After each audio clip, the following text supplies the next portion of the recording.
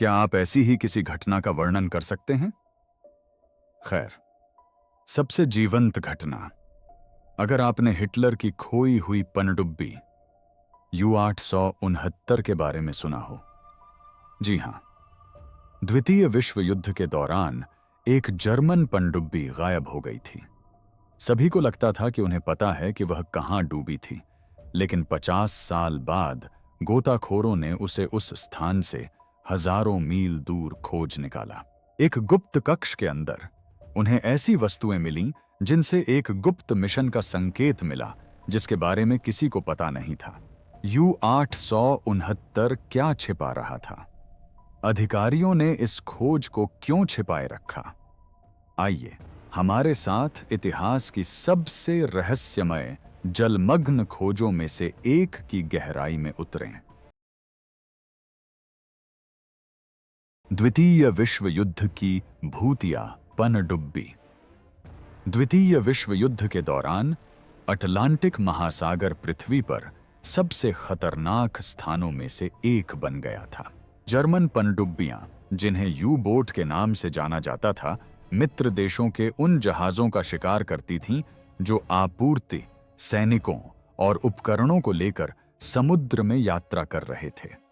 ये पनडुब्बियां गुप्त रूप से काम करती थीं, बिना किसी चेतावनी के हमला करती थीं और फिर गहराई में गायब हो जाती थीं। यू बोट अभियान युद्ध के दौरान जर्मनी की सबसे प्रभावी सैन्य रणनीतियों में से एक था। जर्मन नौसेना ने पूरे युद्ध के दौरान सैकड़ों यू बोट तैनात किए। इन पनडुब्बियों का उद्देश्य उत्तरी अमेरिका और यूरोप के बीच आपूर्ति लाइनों को काटना था। उन्होंने व्यापारिक जहाजों, सैन्य पोतों और परिवहन काफिलों को निशाना बनाया। ऐतिहासिक अभिलेखों से पता चलता है कि युद्ध के दौरान यू बोटों ने हजारों मित्र देशों के जहाजों को डुबो दिया था। प्रत्येक सफल हमले ने यूरोप में युद्ध लड़ने के लिए आवश्यक सामग्रियों के प्रवाह को बाधित कर दिया।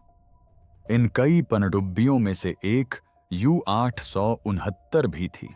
यह पनडुब्बी टाइप 9C 40 श्रेणी की थी। जर्मन शिपयार्ड ने इस पनडुब्बी को 1943 में डेस्केमैग एगेवेसर द्वारा संचालित एक सुविधा केंद्र में लॉन्च किया था। पनडुब्बी की लंबाई लगभग 250 फीट थी। इंजीनियरों ने इसे लंबी दूरी के हमलों के लिए डिजाइन किए गए 6 टॉर्पीडो ट्यूबों से सुसज्जित किया। इस डिजाइन ने U-869 को पूरे अटलांटिक महासागर में यात्रा करने और जर्मन नियंत्रित क्षेत्र से दूर के जल क्षेत्रों में संचालन करने की अनुमति दी। जर्मन नौसेना ने हेलमुट न्यूरबर्ग को U-869 की कमान सौंपी। न्यूरबर्ग कप्तान के पद पर थे और इस पद के लिए उनके पास नौसेना का व्यापक अनुभव था। 1944 के अंत तक युद्ध जर्मनी के खिलाफ हो चुका था। मित्र देशों की सेनाएं कई मोर्चों पर आगे बढ़ रही थीं। इन असफलताओं के बावजूद जर्मन नौसेना ने लड़ाकू गश्ती के लिए यू बोट भेजना जारी रखा। 1944 के अंत में नौसेना कमान ने U-869 को अपनी पहली लड़ाकू गश्ती शुरू करने का आदेश दिया। बचे हुए सैन्य दस्तावेजों के अनुसार मिशन के मापदंडों ने पनडुब्बी को जिब्राल्टर क्षेत्र की ओर निर्देशित किया। यह स्थान रणनीतिक दृष्टि से महत्वपूर्ण था, क्योंकि मित्र देशों के जहाज अटलांटिक महासागर को भूमध्य सागर से जोड़ने वाली संकरी जलडमरू मध्य से होकर गुजरते थे। जर्मन कमांडरों का मानना था कि जिब्राल्टर के पास सक्रिय यू बोट मित्र देशों के जहाजों को भारी नुकसान पहुंचा सकती हैं। हालांकि इस समय तक जर्मन सैन्य कमान संरचना कमजोर पड़ने लगी थी। संचार व्यवस्थाएं नियमित रूप से विफल हो जाती थीं। आदेशों में भ्रम की स्थिति पैदा हो जाती थी। अलग अलग कमांडर कभी-कभी परस्पर विरोधी निर्देश जारी कर देते थे। ऐतिहासिक शोधकर्ताओं का मानना है कि U-869 को समुद्र में रहते हुए ही नए आदेश मिले होंगे। मिशन में संभावित इन बदलावों को कभी ठीक से दर्ज या दस्तावेजीकृत नहीं किया गया। 11 फरवरी 1945 को 2 अमेरिकी नौसैनिक जहाज़ों ने एक अज्ञात जर्मन यू बोट के साथ मुठभेड़ की सूचना दी। इस घटना में शामिल जहाज एक विध्वंसक पोत और एक तटरक्षक बल का जहाज था। दोनों पोत जिब्राल्टर क्षेत्र के पास सक्रिय थे। ऐसा प्रतीत हुआ कि वे एक पनडुब्बी थे और उन्होंने हमला किया। मुठभेड़ के बाद चालक दल ने दुश्मन के पोत को नष्ट करने की सूचना दी। सैन्य अधिकारियों ने इसे एक पुष्ट सफलता के रूप में दर्ज किया। नौसेना विश्लेषकों ने इस हमले के समय की जांच की और इसकी तुलना क्षेत्र में ज्ञात यू बोट गतिविधियों से की। अपनी गणनाओं के आधार पर उन्होंने निष्कर्ष निकाला कि नष्ट हुई पनडुब्बी U-869 ही रही होगी। जर्मन नौसेना, जो उस समय तक बाकी सैन्य बलों के साथ ध्वस्त हो चुकी थी, ने इस निष्कर्ष का खंडन करने वाली कोई जानकारी नहीं दी। किसी भी विरोधाभासी साक्ष्य के अभाव में आधिकारिक रिकॉर्ड में दर्ज किया गया कि U-869 जिब्राल्टर के तट पर डूब गई। पनडुब्बी में 56 लोगों का दल सवार था। उन सभी को युद्ध में मृत घोषित कर दिया गया। कोई भी जीवित नहीं बचा। कोई संकट संकेत प्राप्त नहीं हुआ, न ही कोई मलबा बरामद हुआ और न ही उसकी कोई तस्वीर ली गई। पनडुब्बी लहरों के नीचे गायब हो गई और द्वितीय विश्व युद्ध की व्यापक हताहत सूची में एक और नाम जुड़ गई। 40 से अधिक वर्षों तक इस स्पष्टीकरण को चुनौती नहीं दी गई। सैन्य इतिहासकारों ने इसे तथ्य के रूप में स्वीकार किया। चालक दल के सदस्यों के परिवारों को सूचना मिली कि उनके प्रियजन जिब्राल्टर के पास मारे गए हैं। स्मारक पट्टिकाओं और अभिलेखों में जिब्राल्टर को जहाज डूबने का स्थान बताया गया था। मामला बंद प्रतीत हुआ। हालांकि इस आधिकारिक विवरण में कई खामियां थीं।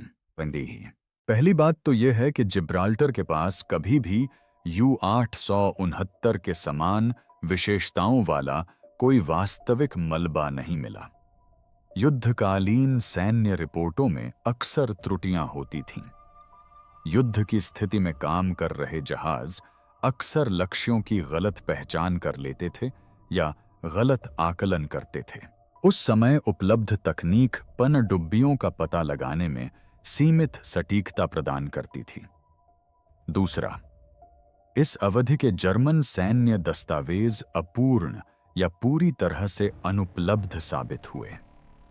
1945 तक जर्मनी का युद्ध प्रयास विफल हो रहा था। रेडियो संचार व्यवस्था ठप हो गई। अभिलेख संरक्षण में अव्यवस्था फैल गई। कई दस्तावेज खो गए या जानबूझकर नष्ट कर दिए गए। बचे हुए कुछ लॉग में अस्पष्ट जानकारी थी, जिससे U-869 की अंतिम स्थिति स्पष्ट रूप से स्थापित नहीं हो सकी। इस मामले की जांच से एक और चिंताजनक तथ्य सामने आया। जर्मन यू बोट मिशन के दौरान नौसेना कमान के साथ नियमित रेडियो संपर्क बनाए रखती थीं। इन संचार माध्यमों के 2 उद्देश्य थे। इनसे पनडुब्बियों को अपनी प्रगति और स्थिति की जानकारी मिलती थी। साथ ही इनसे कमान को दुश्मन की गतिविधियों के बारे में नए आदेश या चेतावनी भेजने में भी मदद मिलती थी। U-869 ने उत्तरी अटलांटिक महासागर में परिचालन करते हुए अपना अंतिम जात रेडियो संदेश प्रसारित किया। यह स्थान जिब्राल्टर से हजारों मील दूर था। उस अंतिम संदेश के बाद पूर्ण सन्नाटा छा गया। पनडुब्बी ऐसे गायब हो गई मानो समुद्र ने उसे मिटा दिया हो। आगे कोई संचार नहीं हुआ, कोई मलबा नहीं मिला, कोई सबूत नहीं मिला जिससे पता चल सके कि क्या हुआ था। दशकों तक U-869 लापता रही। उसका असली भाग्य अज्ञात रहा। इतिहास के एक उथल-पुथल भरे दौर की विरोधाभासी रिपोर्टों और अधूरे अभिलेखों के नीचे दबा रहा। जर्सी का रहस्य 1000 991। न्यू जर्सी के तट से दूर स्थित जल क्षेत्र में उत्तरी अमेरिका के सबसे बड़े जलमग्न कब्रिस्तानों में से एक मौजूद है। इस क्षेत्र में समुद्र तल पर सैकड़ों जहाजों के मलबे पड़े हैं। ये जहाज तूफान, टक्कर, उपकरण की खराबी और युद्ध के दौरान सैन्य कार्रवाई सहित विभिन्न कारणों से डूब गए। अनुभवी जहाजों के मलबे की खोज करने वालों के लिए यह क्षेत्र अन्वेषण और खोज के अनगिनत अवसर प्रदान करता है। 1991 की गर्मियों में शौकिया जहाजों के मलबे की खोज करने वालों की एक टीम ने साइड स्कैन सोनार तकनीक का उपयोग करके अज्ञात जहाजों के मलबे की खोज शुरू की। टीम में जॉन चैटरटन और रिची कोहलर शामिल थे, जो दोनों ही अत्यधिक अनुभवी तकनीकी गोताखोर थे। वे गहरे पानी में अन्वेषण से जुड़े जोखिमों को भली भांति समझते थे। न्यू जर्सी के तटवर्ती जलक्षेत्र में कई तरह की चुनौतियां थीं, जिनमें तेज समुद्री धाराएं, कम दृश्यता और इतनी ठंड शामिल थी कि बेहतरीन डाइविंग सूट भी भेद जाते थे। टीम ने न्यू जर्सी के पॉइंट प्लेजेंट से लगभग 60 मील दूर समुद्र में परिचालन किया। उनके सोनार उपकरण ने समुद्र तल पर 230 फीट की गहराई पर एक असामान्य वस्तु का पता लगाया। सोनार छवि में एक लंबी, संकीर्ण संरचना दिखाई दी, जिसका आकार विशिष्ट टॉर्पीडो जैसा था। वह वस्तु मानव निर्मित और प्राचीन प्रतीत हो रही थी। उसके आकार और आकृति से किसी महत्वपूर्ण बात का आभास होता था, लेकिन सोनार से उसकी सटीक पहचान नहीं हो पाई। गोताखोरों ने जांच करने का निर्णय लिया। इतनी गहराई पर तकनीकी गोताखोरी के लिए व्यापक योजना और विशेष उपकरणों की आवश्यकता थी। उन्हें सामान्य संपीड़ित वायु के बजाय मिश्रित गैस श्वास प्रणाली का उपयोग करना पड़ा। 230 फीट की गहराई पर दबाव खतरनाक स्थिति पैदा कर रहा था। गोताखोरों को नाइट्रोजन नार्कोसिस, ऑक्सीजन विषाक्तता और डीकम्प्रेशन सिकनेस जैसे जोखिमों का सामना करना पड़ा। प्रत्येक गोता लगाने के लिए तल पर बिताए गए समय की सावधानीपूर्वक गणना और चढ़ाई के दौरान अनिवार्य डीकम्प्रेशन स्टॉप की आवश्यकता थी। जहाज के मलबे तक अपनी पहली यात्रा के दौरान गोताखोरों को बेहद सीमित दृश्यता का सामना करना पड़ा। वे किसी भी दिशा में केवल कुछ ही फीट तक देख पा रहे थे। गाद और तलछट ने पानी को गंदा कर दिया था। ढांचा आंशिक रूप से रेत और दशकों से जमा हुए मछली पकड़ने के जालों के नीचे दबा हुआ था। जहाज के मलबे के आसपास घूमना मुश्किल और समय लेने वाला साबित हुआ। इन बाधाओं के बावजूद गोताखोरों ने तुरंत पहचान लिया कि उन्हें क्या मिला है। मलबा स्पष्ट रूप से एक पनडुब्बी का था। आकार से एक बड़े पोत का संकेत मिलता था, न कि किसी छोटी तटीय पनडुब्बी का। इस खोज से तुरंत सवाल उठने लगे, क्योंकि इस स्थान पर किसी पनडुब्बी के डूबने का कोई रिकॉर्ड नहीं था। गोताखोरों ने पहचान संख्या या चिन्हों की तलाश में बाहरी आवरण की जांच की। उन्हें कुछ नहीं मिला। कोई नामपट्टिका दिखाई नहीं दे रही थी। कोई झंडा या राष्ट्रीय प्रतीक चिन्ह भी नजर नहीं आ रहा था। दशकों के क्षरण और समुद्री वनस्पतियों के कारण इसकी अधिकांश पहचान मिट गई थी। संचालन टावर में काफी क्षति और आंशिक रूप से ढहने के निशान थे। बाहरी ढांचे में दरारें और विकृतियां दिखाई दे रही थीं। समय और दबाव ने धातु संरचना पर अपना प्रभाव डाला था। पनडुब्बी धीरे धीरे विघटित हो रही थी और जंग खाकर समुद्र तल में समा रही थी। उचित पहचान के अभाव में गोताखोर पोत की उत्पत्ति या राष्ट्रीयता का पता नहीं लगा सके। टीम ने रहस्यमयी पनडुब्बी के मलबे को एक उपनाम दिया। उन्होंने इसे यूहू नाम दिया। यह नाम पनडुब्बी की संभावित जर्मन उत्पत्ति और उसकी पहचान के बारे में पूर्ण अनिश्चितता दोनों को दर्शाता था।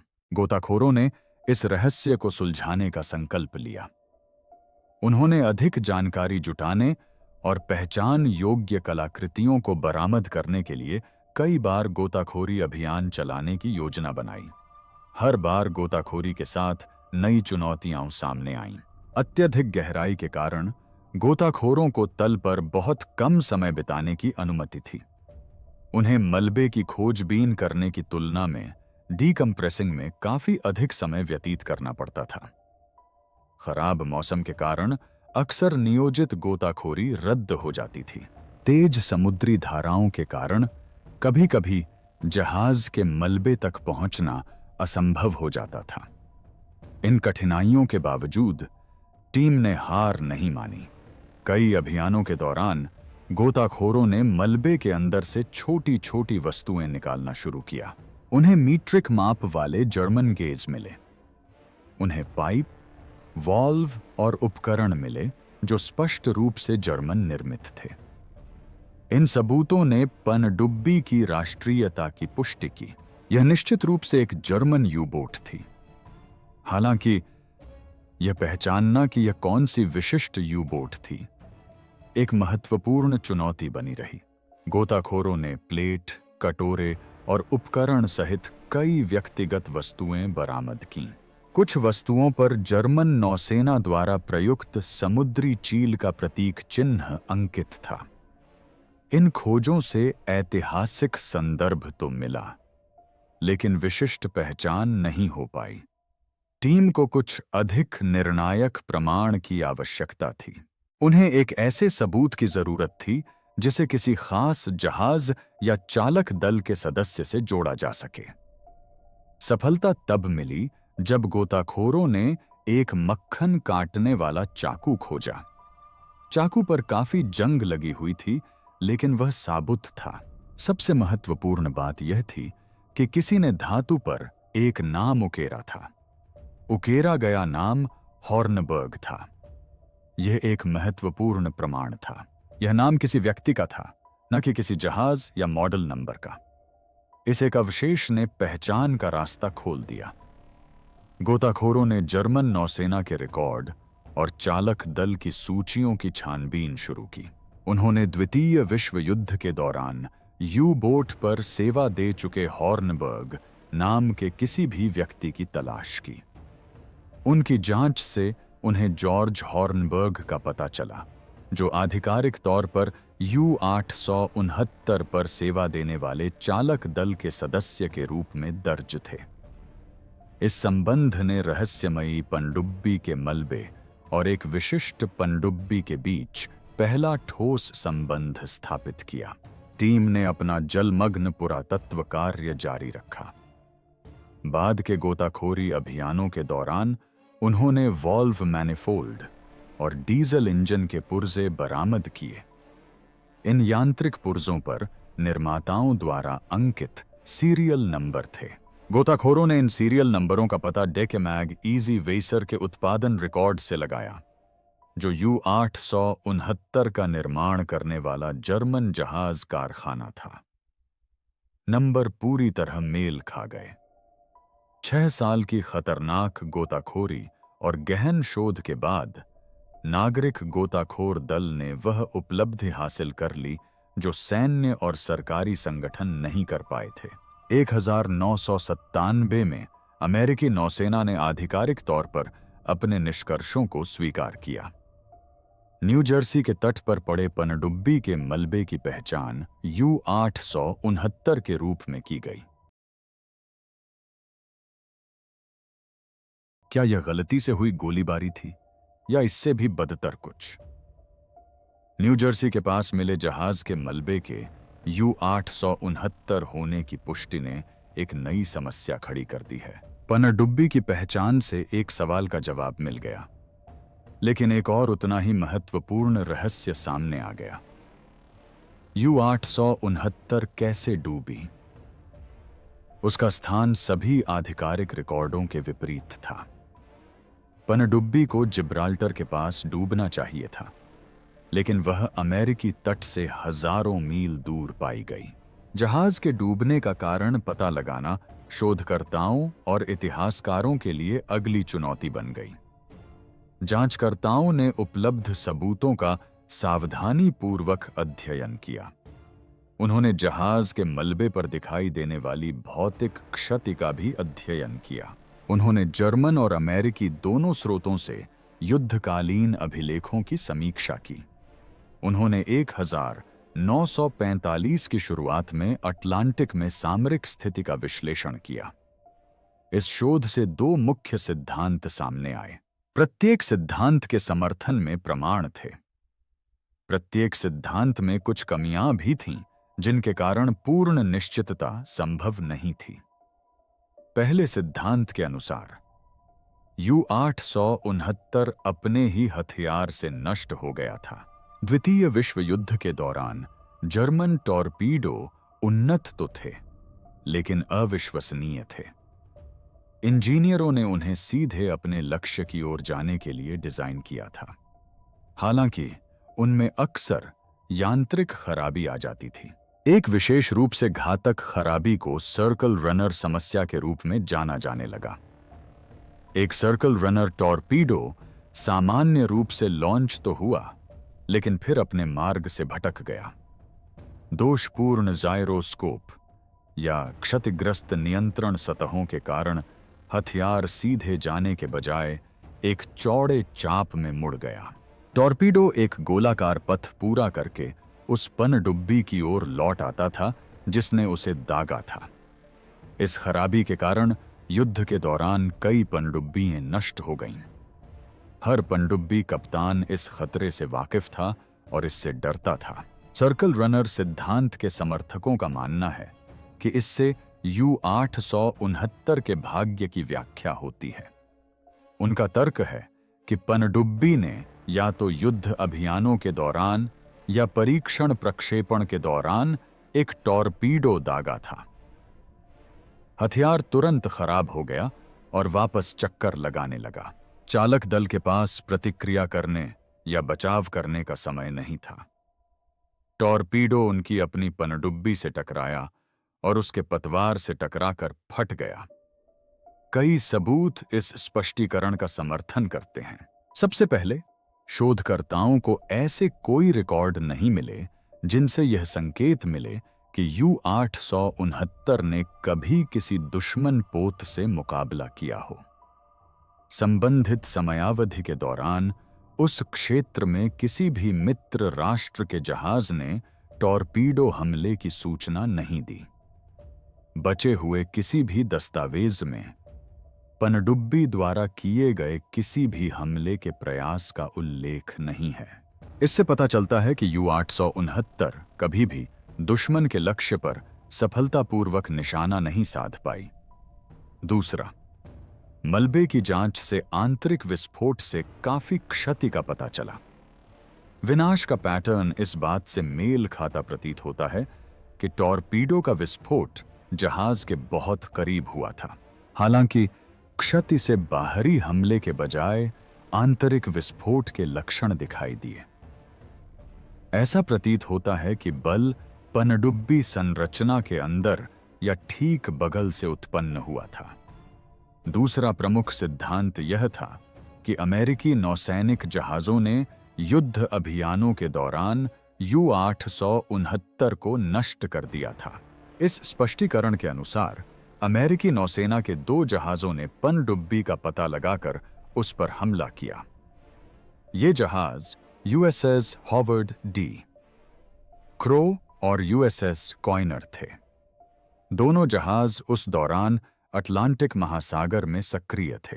11 फरवरी 1945 को इन दोनों जहाजों ने एक अज्ञात पनडुब्बी से मुठभेड़ की सूचना दी।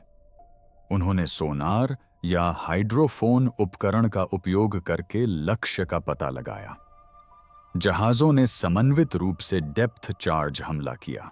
डेप्थ चार्ज ऐसे विस्फोटक हथियार थे जिन्हें पानी के भीतर विशिष्ट गहराई पर विस्फोट करने के लिए डिजाइन किया गया था। इन विस्फोटों से उत्पन्न दबाव तरंगें पनडुब्बियों के पतवारों को कुचल सकती थीं। युद्ध समाप्त होने के बाद अमेरिकी नौसेना के रिकॉर्ड में इस मुठभेड़ को एक सफल पनडुब्बी डुबाने के रूप में दर्ज किया गया। रिपोर्ट में लक्ष्य को एक अज्ञात जर्मन यू बोट बताया गया था। बाद में सैन्य इतिहासकारों के विश्लेषण से यह निष्कर्ष निकला कि नष्ट हुई पनडुब्बी U-869 ही रही होगी। दशकों बाद जब गोताखोरों ने न्यू जर्सी के तट पर मलबे को खोज निकाला, तब भी अमेरिकी नौसेना का यही दावा रहा कि इन दोनों जहाजों से दागे गए डेप्थ चार्ज के कारण ही पनडुब्बी डूबी थी। पहली नजर में यह सिद्धांत सीधा साधा प्रतीत हुआ। हालांकि शोधकर्ताओं ने इस व्याख्या में कई समस्याएं पाईं। पहली समस्या समय और स्थान से संबंधित थी।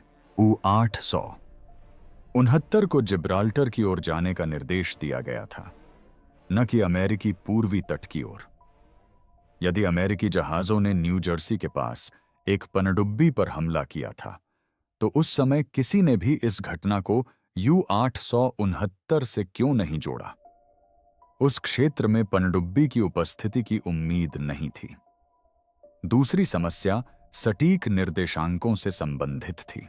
USS हॉवर्ड डी क्रो और USS कोइनर द्वारा हमले की सूचना दी गई जगह गोताखोरों द्वारा मलबे को खोजने की जगह से बिल्कुल मेल नहीं खाती थी।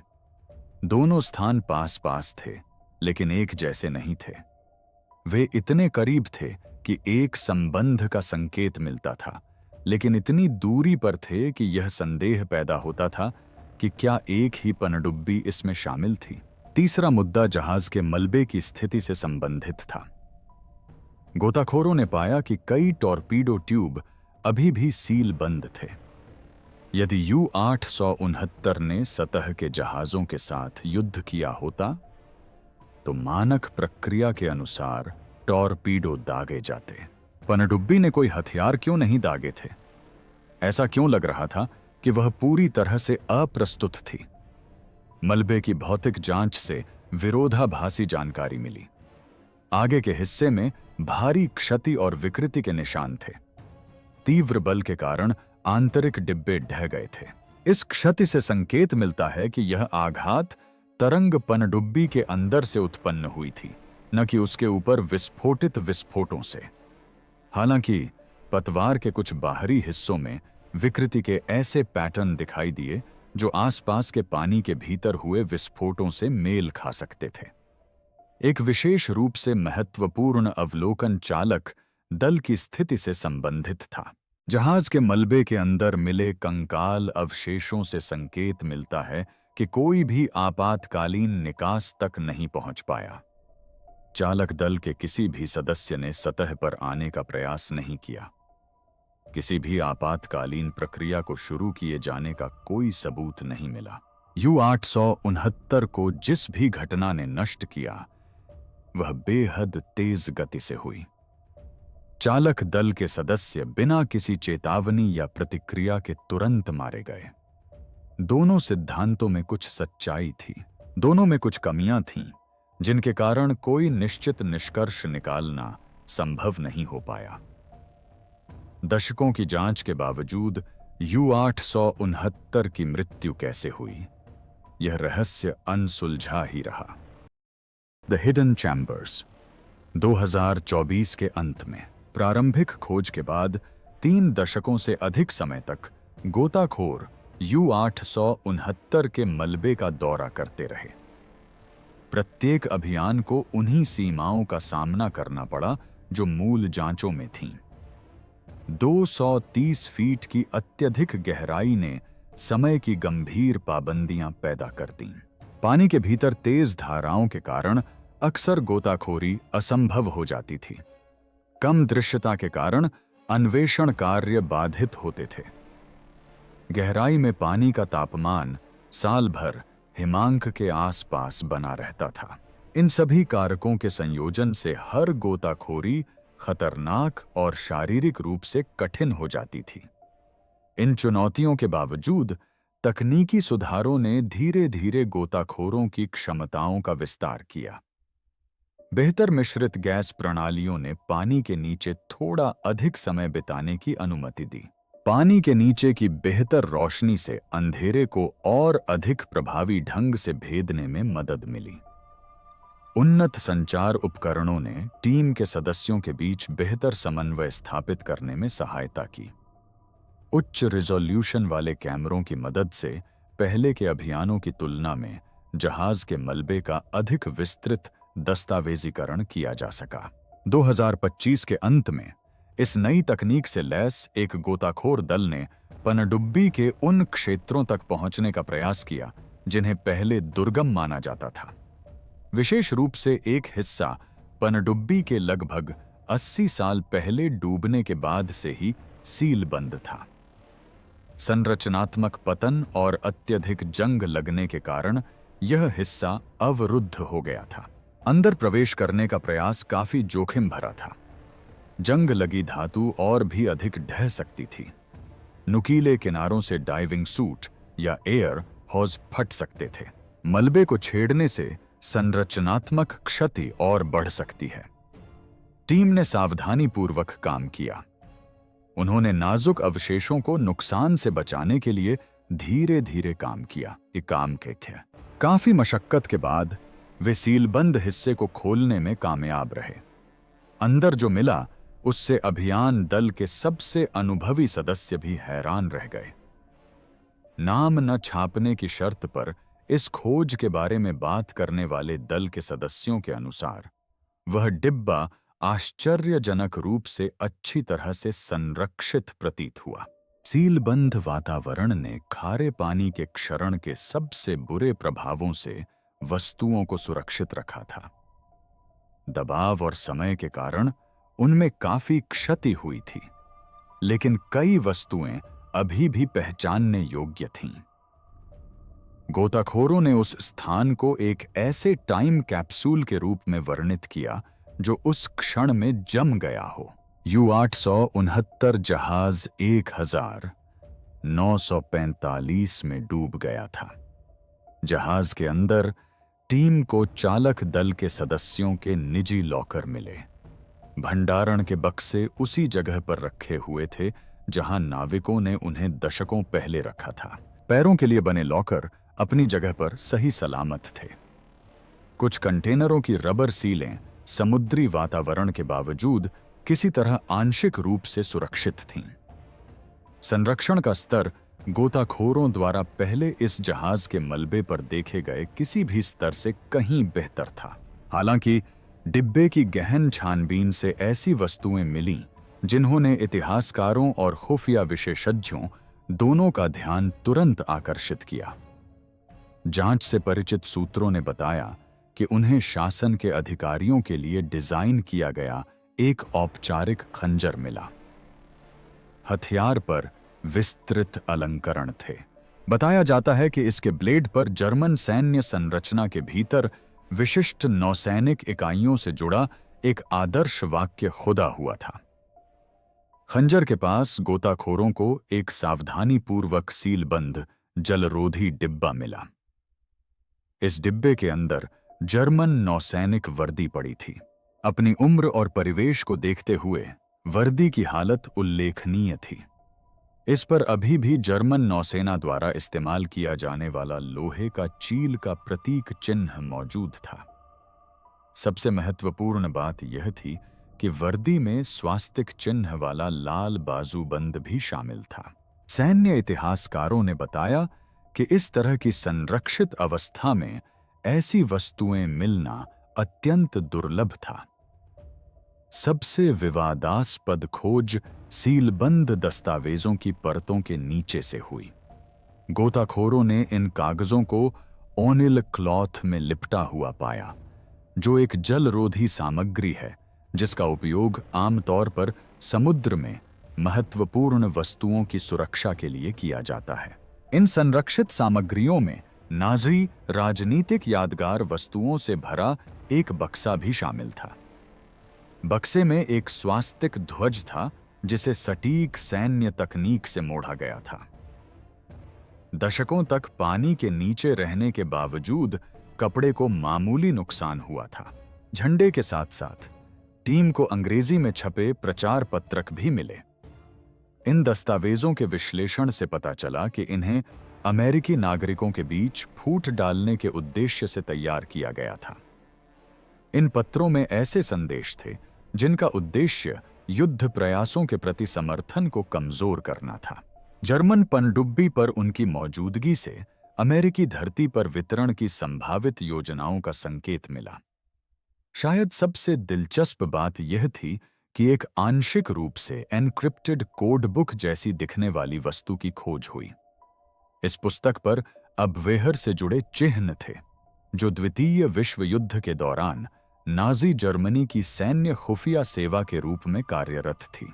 इस प्रकार की कोड बुक को अत्यंत संवेदनशील सामग्री माना जाता था। U-869 पर इनकी मौजूदगी ने पनडुब्बी के वास्तविक मिशन के बारे में तुरंत सवाल खड़े कर दिए। खोज दल ने जानबूझकर इन निष्कर्षों को सार्वजनिक न करने का निर्णय लिया। इन सामग्रियों से राजनीतिक रूप से संवेदनशील प्रश्न उठे, जिन्हें अधिकारियों ने गोपनीय तरीके से निपटाना बेहतर समझा। नाजी स्मृति चिन्हों और खुफिया सामग्रियों का सार्वजनिक खुलासा अवांछित विवाद को जन्म दे सकता था। इससे भी महत्वपूर्ण बात यह थी कि इन वस्तुओं से ऐसी संभावनाएं सामने आईं जो स्वीकृत ऐतिहासिक वृत्तांतों के विपरीत थीं। प्रचार सामग्री, खुफिया दस्तावेज और औपचारिक वस्तुओं के संयोजन से संकेत मिलता है कि U-869 पनडुब्बी ने साधारण लड़ाकू गश्त से परे कोई मिशन पूरा किया होगा। कुछ शोधकर्ताओं का मानना है कि पनडुब्बी को अमेरिकी क्षेत्र में या उसके आसपास गुप्त अभियानों का कार्य सौंपा गया होगा। इससे यह स्पष्ट हो सकता है कि यह पोत जिब्राल्टर के पास, जहां इसे कथित तौर पर संचालित होने का आदेश दिया गया था, के बजाय न्यू जर्सी तट के पास क्यों दिखाई दिया। यह सिद्धांत कि U-869 का उद्देश्य अमेरिकी धरती पर जासूसों या सामग्री को तैनात करना था, अभी तक अप्रमाणित रहा है। हालांकि सीलबंद डिब्बे से बरामद भौतिक साक्ष्यों ने इस संभावना को काफी हद तक पुष्ट किया है। यदि यह व्याख्या सही साबित होती है, तो द्वितीय विश्व युद्ध के अंतिम महीनों के दौरान पश्चिमी गोलार्ध में जर्मन खुफिया अभियानों की समझ में मौलिक परिवर्तन आ जाएगा। जीवित बचे लोगों का अपराध बोध। हर्बर्ट गुज़ोव्स्की। U-869 पर सेवा देने के लिए मूल रूप से नियुक्त 56 लोगों में से आधिकारिक रिकॉर्ड में सभी को युद्ध में हताहत के रूप में दर्ज किया गया था। माना जाता है कि 1945 की शुरुआत में पनडुब्बी के डूबने पर पूरा चालक दल मारा गया था। दशकों तक यह एक स्वीकृत ऐतिहासिक तथ्य बना रहा। हालांकि मूल दल की सूची में एक नाम था, लेकिन अंतिम हताहतों की सूची में नहीं। वह नाम हर्बर्ट गुज़ोव्स्की का था। U-869 की तैयारी के चरण के दौरान हर्बर्ट को चालक दल के सदस्य के रूप में नियुक्त होने का आदेश मिला। उन्होंने पनडुब्बी का संचालन करने वाले अन्य नाविकों के साथ प्रशिक्षण लिया। हालांकि निर्धारित प्रस्थान तिथि से कुछ ही समय पहले हर्बर्ट बीमार पड़ गए। चिकित्सा कर्मियों ने उनकी जांच की और पाया कि वे ड्यूटी के लिए अयोग्य थे। तंग जगह, सीमित संसाधन और खतरनाक परिचालन वातावरण में बीमार कर्मचारियों के लिए कोई जगह नहीं थी। एक अन्य नाविक को हर्बर्ट की जगह लेने का आदेश दिया गया। इस प्रतिस्थापन कर्मी को तैनाती की तैयारी के लिए त्वरित प्रशिक्षण दिया गया। कर्मियों में यह परिवर्तन एक नियमित प्रक्रिया थी जो सैन्य अभियानों में से अक्सर होती रहती है। जहाजों और पनडुब्बियों में बीमारी, चोट या प्रशासनिक स्थानांतरण के कारण अक्सर अंतिम समय में चालक दल में बदलाव होते रहते हैं। उस समय किसी ने भी इस विशेष बदलाव को महत्वपूर्ण नहीं माना। 1969 हर्बर्ट के बिना ही बंदरगाह से रवाना हो गई। वह अपनी बीमारी से उबरने के लिए नौसैनिक अड्डे पर ही रहे, जबकि उनके पूर्व साथी अटलांटिक महासागर में चले गए। कुछ ही हफ्तों में पनडुब्बी से संपर्क टूट गया। महीनों बाद, जर्मनी के आत्मसमर्पण के बाद, नौसेना अधिकारियों ने हताहतों की सूची तैयार की। आधिकारिक रिकॉर्ड में बताया गया कि U-869 जिब्राल्टर के पास नष्ट हो गई थी और उसमें सवार सभी लोग मारे गए थे। फिर 1990 के दशक में अमेरिकी गोताखोरों ने न्यू जर्सी तट के पास इस रहस्यमय पनडुब्बी की खोज की। इस रहस्यमय पनडुब्बी की पहचान करने के अपने शोध कार्य के तहत गोताखोरों की टीम ने U-869 से जुड़े किसी भी व्यक्ति से संपर्क करना शुरू किया। उन्होंने चालक दल के सदस्यों के जीवित रिश्तेदारों की तलाश की। उन्होंने जहाज या उसके कर्मियों के बारे में जानकारी देने वाले किसी भी व्यक्ति की तलाश की। उनकी जांच अंततः उन्हें हर्बर्ट तक ले गई। जब गोताखोरों ने उनसे संपर्क किया तो उन्होंने उन्हें चौंकाने वाली खबर दी। यह जानकारी हर्बर्ट के 50 वर्षों से चले आ रहे सभी विश्वासों के बिल्कुल विपरीत थी। जहाज के मलबे की पहचान करने में शामिल प्रमुख गोताखोरों में से एक शोधकर्ता रिची कोहलर ने बाद में हर्बर्ट की शुरुआती प्रतिक्रिया को संशयपूर्ण बताया। हर्बर्ट को यह दावा स्वीकार करना कठिन लगा। गोताखोरों ने अपने दावे के समर्थन में सबूत पेश किए। उन्होंने हर्बर्ट को जहाज के मलबे से बरामद वस्तुओं की तस्वीरें दिखाईं।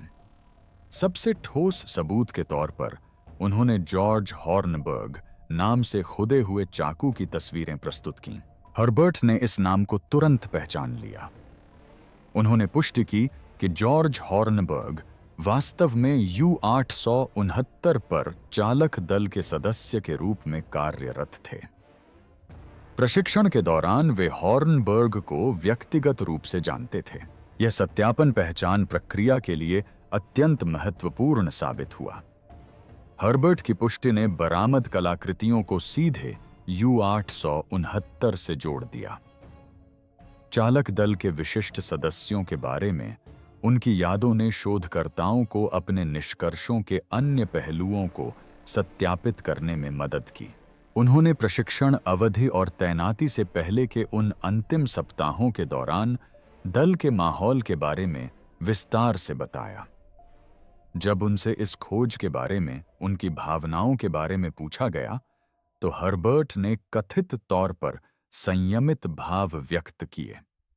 उन्होंने उस विचित्र सौभाग्य को स्वीकार किया जिसने एक साधारण बीमारी के कारण उनकी जान बचाई।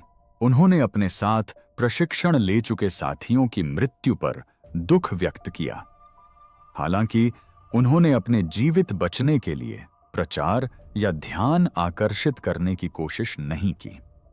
उन्होंने सीमित साक्षात्कार दिए और पनडुब्बी से अपने संबंध के बारे में काफी हद तक गोपनीयता बनाए रखना पसंद किया। हर्बर्ट के संस्मरणों ने ऐतिहासिक अभिलेखों में मौजूद कमियों को भरने में मदद की। चालक दल और उनकी तैयारियों के बारे में उनके प्रत्यक्ष ज्ञान ने उन जानकारियों की पुष्टि की जो केवल खंडित दस्तावेजों में मौजूद थीं। वे U-869 से जुड़ा एक जीवित कड़ी थे जिसकी खोज की शोधकर्ताओं ने उम्मीद नहीं की थी। हर्बर्ट गुसोव्स्की का 2005 में निधन हो गया। उनकी मृत्यु से पहले उन्हें उस सीलबंद डिब्बे की खोज के बारे में पता नहीं चल पाया जो लगभग 20 साल बाद हुई। क्या उन्हें U-869 के असली मिशन के बारे में जानकारी थी? यह अभी भी अज्ञात है। उन्होंने पनडुब्बी के आदेशों के किसी भी गोपनीय पहलू पर कभी सार्वजनिक रूप से चर्चा नहीं की। यदि उन्हें आधिकारिक अभिलेखों में दर्ज जानकारी से परे कुछ भी पता था, तो उन्होंने अपने जीवन काल में इसके बारे में बात न करने का विकल्प चुना। निष्कर्ष: U-869 की कहानी 20वीं सदी की सबसे महत्वपूर्ण जलमग्न पुरातात्विक खोजों में से एक है। न्यू जर्सी तट पर एक सामान्य जहाज के मलबे की खोज के रूप में शुरू हुआ।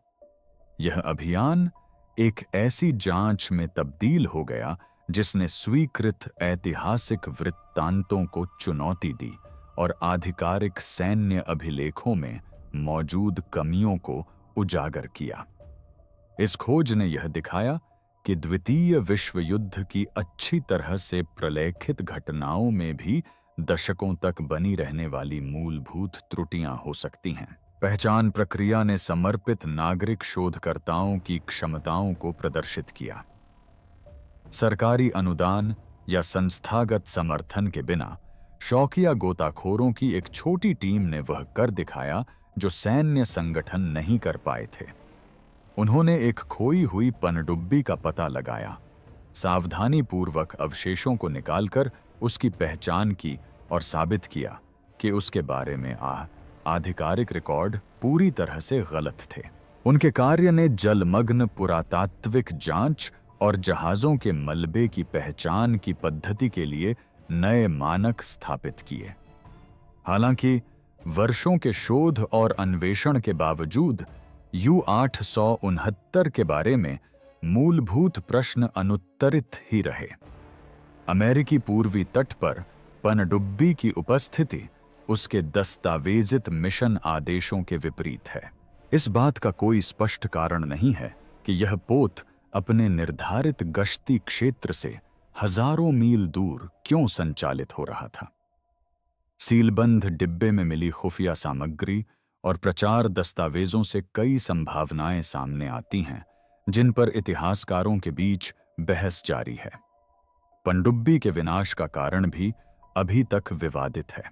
सर्कल रनर टॉर्पीडो सिद्धांत जहाज के मलबे से मिले भौतिक साक्ष्यों द्वारा समर्थित एक संभावित स्पष्टीकरण प्रदान करता है। डेप्थ चार्ज हमले का सिद्धांत अमेरिकी नौसेना के रिकॉर्ड द्वारा समर्थित एक वैकल्पिक परिदृश्य प्रस्तुत करता है। दोनों में से कोई भी स्पष्टीकरण देखे गए क्षति पैटर्न और ऐतिहासिक विसंगतियों को पूरी तरह से स्पष्ट नहीं करता है।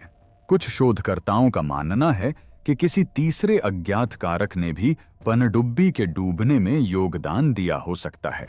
U-869 की कहानी का मानवीय पहलू तकनीकी रहस्य को भावनात्मक गहराई प्रदान करता है। 56 लोग पनडुब्बी में सवार थे और अपने गंतव्य तक कभी नहीं पहुंच पाए। उनकी मृत्यु हो गई। वे बंदरगाह से यूरोप के समुद्री क्षेत्र में एक लड़ाकू गश्ती के रूप में निकले थे, लेकिन वे अमेरिकी तट पर ऐसी परिस्थितियों में मारे गए जो आधी सदी तक गुप्त रहीं। उनके परिवार वालों ने उनकी मृत्यु के स्थान और तरीके के बारे में गलत जानकारी के आधार पर उनका शोक मनाया। हर्बर्ट कुचोव्स्की का आकस्मिक बीमारी से बच जाना युद्धकालीन भाग्य की अनिश्चितता को उजागर करता है। एक साधारण सी चिकित्सीय स्थिति ने उनकी जान बचाई, जबकि उनकी जगह लेने वाले नाविक की मृत्यु हो गई। यह संयोग हमें याद दिलाता है कि प्रत्येक सैन्य आंकड़ा और हताहत रिपोर्ट के पीछे ऐसे व्यक्ति थे जिनका जीवन उनके नियंत्रण से परे परिस्थितियों के कारण बदल गया। U-869 जांच से पता चलता है कि नए सबूत सामने आने के साथ ऐतिहासिक समझ कैसे विकसित होती रहती है। जो बात 1945 में तय मानी जा रही थी, वह 1997 तक गलत साबित हो गई। 2024 में हुई खोजों ने नए सवाल खड़े कर दिए हैं, जिनका पूरी तरह से जवाब देने में शायद कई दशक लग जाएं। समुद्र की गहराई में अनगिनत ऐसे ही रहस्य छिपे हैं जिन्हें तकनीक और दृढ़ संकल्प के माध्यम से उजागर किया जा सकता है। यह मामला आधिकारिक कथनों पर सवाल उठाने के महत्व को भी दर्शाता है। U-869 के भाग्य के बारे में स्वीकृत व्याख्या को 40 वर्षों से अधिक समय तक चुनौती नहीं दी गई, केवल इसलिए कि यह सैन्य अभिलेखों में दर्ज थी। जब आम नागरिकों द्वारा गोताखोरों ने जहाज के मलबे का पता लगाया, तभी सच्चाई सामने आने लगी। उनका काम इस बात की याद दिलाता है के आधिकारिक दस्तावेज भले ही महत्वपूर्ण हों, उनमें कई गंभीर त्रुटियां हो सकती हैं जो तब तक बनी रहती हैं जब तक कोई स्वतंत्र रूप से तथ्यों की पुष्टि करने का प्रयास नहीं करता। अगर आपको यह वीडियो पसंद आया तो लाइक और सब्सक्राइब करें और अपनी स्क्रीन पर दिखाए गए अगले वीडियो पर भी क्लिक करें।